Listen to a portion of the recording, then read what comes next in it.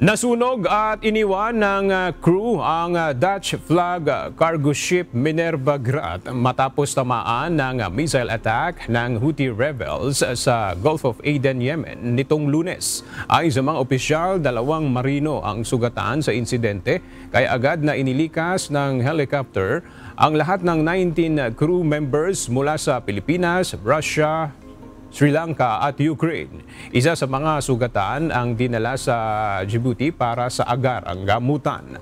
Kinumpirma ng French Military Maritime Center na mga Houthi ang nasa likod ng pag-atake na sinasabing bahagi ng kampanya nila kaugnay ng gera sa Gaza, bagamat wala namang koneksyon sa Israel ang barkong sinunog.